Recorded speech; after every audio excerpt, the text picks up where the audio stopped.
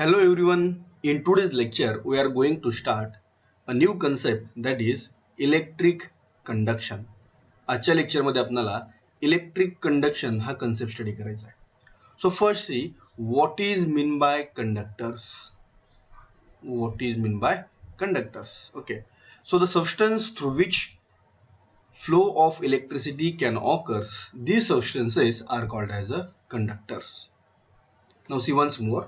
असे सबस्टन्स की ज्यामधून इलेक्ट्रिसिटी इझिली फ्लो होऊ शकते.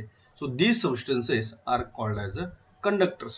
For example copper, iron, aluminium, generally all the metals these are conductors. Okay, so first now see what is mean by conductor. Substances through which flow of electricity can occurs, these are called as a conductors. In our day to day life we use number of conductors. बरोबर आहे, आपण आपल्या regular लाईफमध्ये number of conductors use करतो. For examples पहा, अशा wires वगैरे आपण काही यूज करतो. इथं इमेज प्रोव्हाइड केली आहे. Now see there are two type of conductors. So first one is a metallic conductor and second one is a electrolytic conductor. आपण दोन प्रकारचे कंडक्टर्स यूज करतो पहा. फर्स्ट टाइप कोणता आहे? It is a metallic conductor. For example इथे ज्या copper wires provide केलेत, so these are the metallic conductors. And second type of conductor is electrolytic conductor. Now we are going to study in deep metallic conductor and electrolytic conductor. So first metallic conductor. Now see, now suppose this one is the copper wire.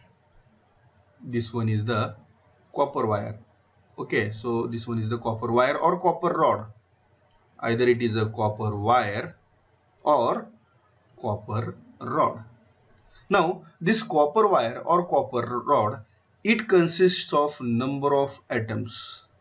या copper wire किंवा copper rod मध्ये number of atoms असणार आहेत. कशाचे atoms असणार आहेत? Atoms of copper. कॉपरचेच atoms असणार आहेत because it is a copper wire. आता समजा याचा क्रॉस सेक्शन घेतल्यानंतर आपल्याला या प्रकारे मिळाला. Now this one is the cross section of copper wire और copper conductor. Okay, this one is the cross section. Now see, in copper atoms there are number of electrons, so these are the electrons. Okay, there are number of electrons in case of any metal. Now see what happens in case of metal. These electrons they jump from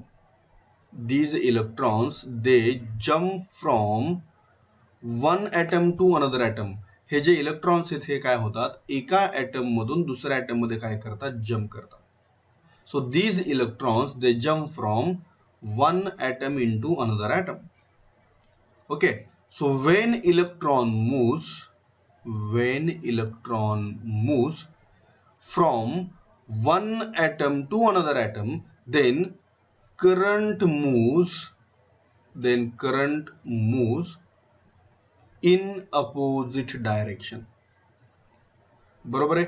जेव्हा electron move होतात पहा. आता electron move होतात म्हणजे काय move होतो? Electron move होतात म्हणजे चार्ज मूव्ह होतो. बरोबर आहे. Electron moves means charge moves. Which charge? Negative charge. Then current moves in opposite direction. आणि मग अशा केसमध्ये काय होतं? करंट काय होतो? अपोजिट डायरेक्शन मध्ये मूव्ह होतो. Okay, for example electron moves in this way. समजा इलेक्ट्रॉन या डायरेक्शननी मूव्ह होत आहेत. So this one is the electron. Then current moves in opposite direction. करंटचा सिम्बॉल काय असतो? I. So current moves in opposite direction. So in this way electric conduction takes place in metals. आणि मेटल्समध्ये या प्रकारे काय होतं? इलेक्ट्रिक कंडक्शन होतं. आता पहा यातले की पॉइंट्स कोणते आहेत पहा. की points: only electron moves. Only electron moves. बरोबर आहे. मॅटर ट्रान्सफर झाला का? मॅटर नाही ट्रान्सफर झाला पहा. So no transfer of matter. No transfer of matter. So what is mean by matter? Matter म्हणजे काय? आयदर ॲटम्स, आयन्स और मॉलिक्युल्स. बरोबर आहे. इथं करंट पास होत असताना ॲटम्स किंवा आयन्स किंवा मॉलिक्युल्स मूव्ह झाले का? नाही मूव्ह झाले. Only transfer of electrons. फक्त इलेक्ट्रॉन ट्रान्सफर झाले. There is no transfer of matter. बरोबर आहे. And therefore no any chemical change takes place. आणि म्हणून कोणत्याही प्रकारचा केमिकल चेंज होत नाही. So no chemical change, no chemical change takes place. कोणत्याही प्रकारचा केमिकल चेंज होत नाही. Only current pass, only electrons pass. फक्त इलेक्ट्रॉन्स पास होतात आणि करंट पास होतो. There is no chemical change. कोणत्याही प्रकारचा केमिकल चेंज होत नाही. बरोबर आहे. नो ट्रान्सफर ऑफ मॅटर, कोणत्याही प्रकारचा मॅटर चेंज होत नाही. बरोबर. हा, फॉर एक्झाम्पल मॅटर जर ट्रान्सफर झाला असता, for example in our household uses we uses number of copper wire. आपल्या घरगुती वापरामध्ये आपण बरेचशा कॉपर वायर्स यूज करतो इलेक्ट्रिकल फिटिंगसाठी. पहा, वर्षानुवर्ष तुम्ही जर त्यांची साईज कम्पेअर केली, पहा साईज, तर साईज कशी आहे, सेम आहे, कॉन्स्टंट आहे. याचा अर्थ काय, in case of metallic conduction, metallic conduction होत असताना कोणत्याही प्रकारचा केमिकल चेंज होत नाही, कोणत्याही प्रकारचा मॅटर ट्रान्सफर होत नाही. So only electron moves, no transfer of matter and no chemical change takes place. Okay, now as temperature increases, one more point is there, as temperature increases metallic conduction decreases. पहा, vice वर्सा, याच्यामध्ये opposite concept आहे. As temperature increases metallic conduction decreases. जसं जसं temperature increase होईल metallic conduction काय होत जाईल, डिक्रीज होत जाईल. ओके, सो आता हे जे आपण पॉईंट इथं डिस्कस केले पहा, हे पॉईंट अगोदर आपण रिवाइज करूया. पहा, so in case of electronic conductors, electronic means in case of metallic conductors. पहा, कोणते कोणते पॉईंट आपण आता इथे डिस्कस केले in case of electronic conductor और metallic conductors. First point, the flow of electricity occurs by migration of electrons only. Now see, migration of electrons only. काय migrate होत आहेत, migration of electrons only through a conductor. Okay, आपण आता just study केलं. पहा, then conduction does not involve transfer of matter. Conduction does not involve transfer of matter. पहा, metallic conduction आपण आता स्टडी केलं, याच्यामध्ये मॅटर ट्रान्सफर होतोय का, नाही ट्रान्सफर होत. ओनली इलेक्ट्रॉन ट्रान्सफर, फक्त इलेक्ट्रॉन्स ट्रान्सफर होत आहेत. Okay, then passage of electricity does not result in chemical change. पहा, आपण घरामध्ये वर्षानुवर्ष त्याच कॉपरच्या वायर्स यूज करतोय, त्याच्यामध्ये कोणताही प्रकारचा चेंज झालेला, केमिकल चेंज झालेला तुम्हाला पाहायला मिळतोय का, नाही.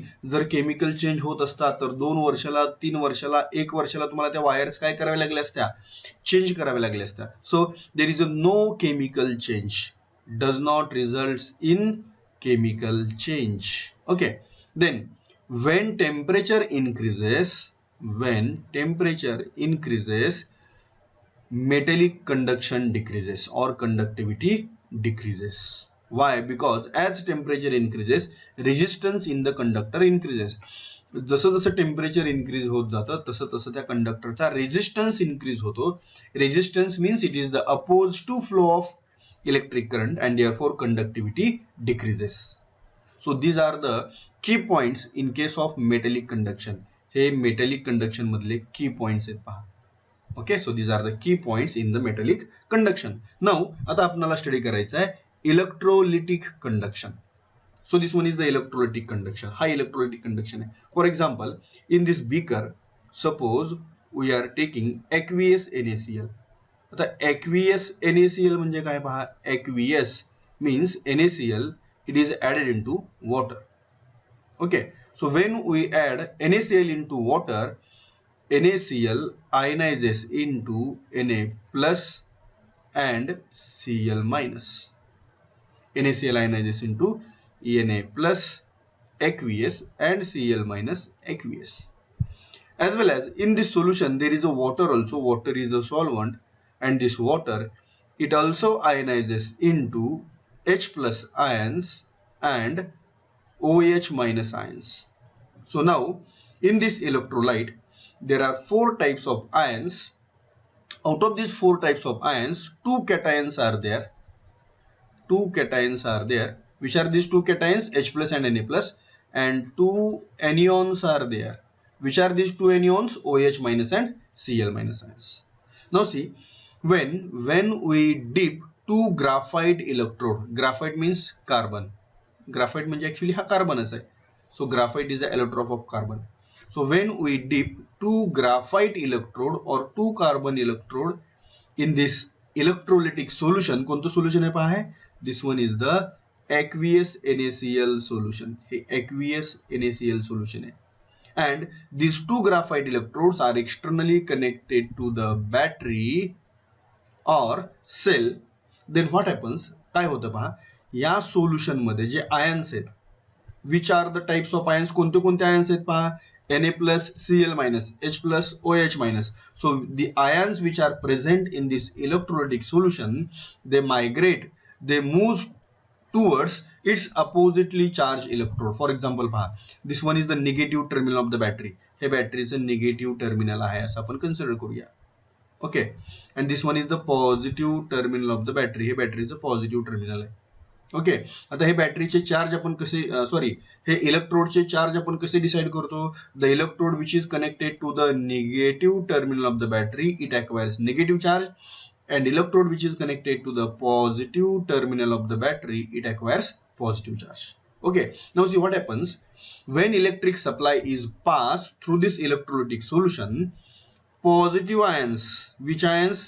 Positive ions move towards negative electrodes, and negative ions move towards positive electrode. Why? Because there is a electrostatic force of attraction between oppositely charged species. So therefore oppositely charged ions move towards oppositely charged electrodes, and in this way current is passed through this cell. आणि या प्रकारे या sale मधून काय होतो, current pass होतो.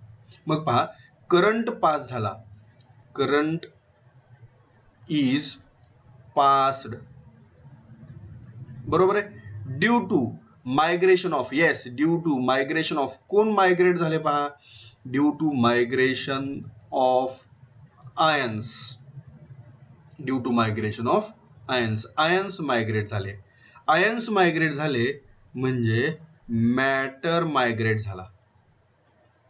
M I right? बरोबर आहे का पहा, आयन्स मायग्रेट झाले म्हणजे काय मायग्रेट झाला, मॅटर मायग्रेट झाला. So in this case current is pass due to migration of ions. Okay, and therefore migration of matter takes place, आणि म्हणून काय झालं पहा, मॅटर मायग्रेट झाला. ओके, नाऊ आता इथं काय होतं पहा, ॲज अ टेम्परेचर इन्क्रीजेस, जेव्हा टेम्परेचर इन्क्रीज होईल, ॲज टेम्परेचर इन्क्रीजेस, हा जो इलेक्ट्रोलाइट आहे NaCl, याचं आयनायझेशन इन्क्रीज होतं आणि मोर नंबर ऑफ आयन्स अवेलेबल होतात. सो ॲज टेम्परेचर इन्क्रीजेस, मोर आयन्स गेट्स अवेलेबल. बरोबर आहे, मोर आयन्स अवेलेबल होतील. का? कारण टेम्परेचर इन्क्रीज झाल्यामुळं आयनायझेशन काय होईल, फास्ट होईल. So as temperature increases, more ions are available, and therefore conductivity also increases. Conductivity पण काय होईल, इन्क्रीज होईल. बरोबर का पहा, कारण इलेक्ट्रोलिटिक कंडक्शन कशावर डिपेंड्स आहे, electrolytic conduction depends on ions. as temperature increases, number of ions also increases. जसं जसं टेम्परेचर इन्क्रीज होईल, नंबर ऑफ आयन्स काय होतील, इन्क्रीज होतील, and conductivity also increases. Conductivity also increases. Okay, so this one is about electrolytic conduction. हे झालं electrolytic conduction. आता या इलेक्ट्रोलाइटिक कंडक्शनचे की पॉइंट्स आपण डिस्कस करूया पहा. So this one is the electrolytic conduction. हे इलेक्ट्रोलिटिक कंडक्शन आहे. मेटलिक कंडक्शनचे की पॉइंट्स ऑलरेडी आपण डिस्कस करून झालेत. Now electrolytic conduction, the conduction takes place by migration of positive and negative ions. बरोबर आहे. So conduction takes place due to migration of positive and negative ions towards its oppositely charged electrode. हेच पहा, हेच electronic conductors मध्ये काय होतं, migration of electrons. आणि electrolytic conduction मध्ये काय पहा, in case of electrolytic conduction there is a migration of positive and negative ions takes place. Then in case of electrolytic conduction it involves transfer of matter. It involves transfer of matter. पहा last स्लाइडमध्ये आपण discuss केले. पहा देर is a migration of ions. Ions migrate होत आहेत. Ions migrate होत आहेत म्हणजे काय मायग्रेट होतोय? मॅटर मायग्रेट होतोय. Okay, so now see conduction involves transfer of matter. आता इथं पहा आयन्स मायग्रेट झाले म्हणजे याचं केमिकल कंपोजिशन काय होणार? इथलं केमिकल कंपोजिशन चेंज होणार. बरोबर आहे. So next point, the passage of electricity results in chemical change. Okay, so chemical change occurs here. इथं केमिकल चेंज होतोय. And last point is with temperature is increase, as temperature is increase, what happens? The resistance decreases and conductivity increases. So conductivity increases. So this one is the difference between electronic conductor and electrolytic conductor.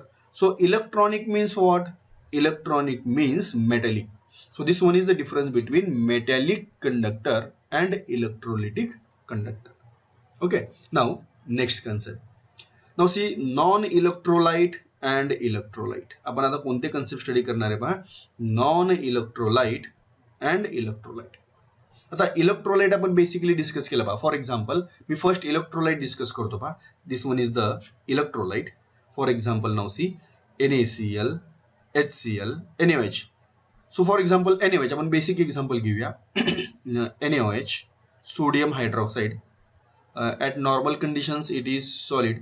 किंवा NaCl घ्या. At normal condition it is solid.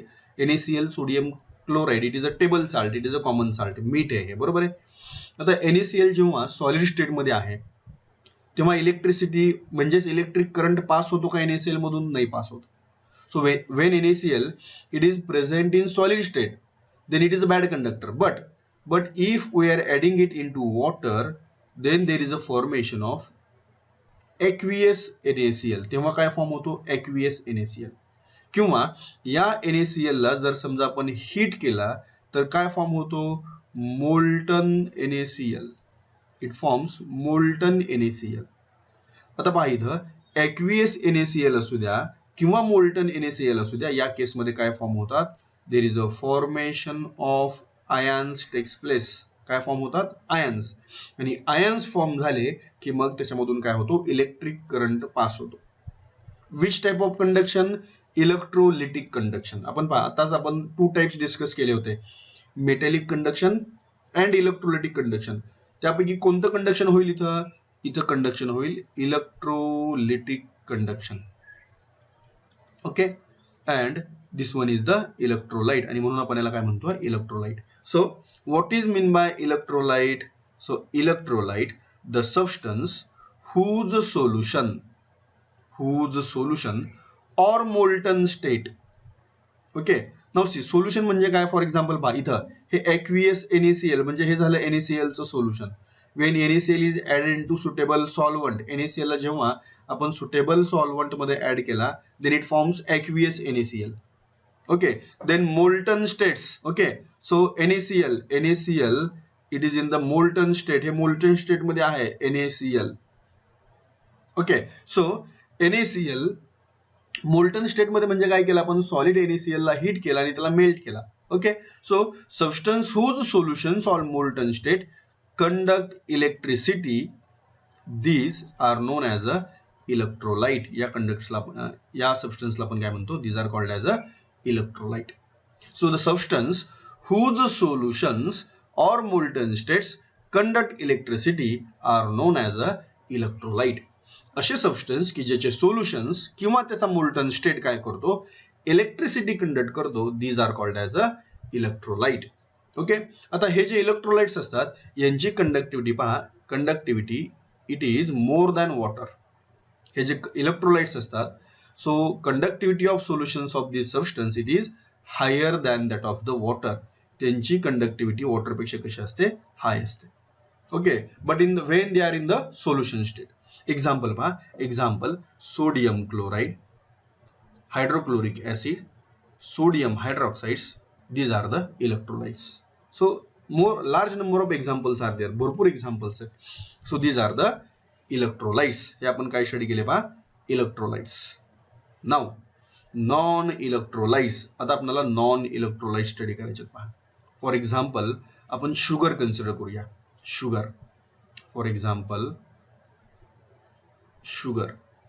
When sugar is present in the solid state, it cannot pass electric current through itself. So therefore it is a bad conductor. Sugar जेव्हा solid स्टेटमध्ये आहे, electric current pass करण्याचा प्रयत्न केला, electric current pass होणार नाही. Okay. Now if it is added in to water, then there is a aqueous solution of sugar takes place.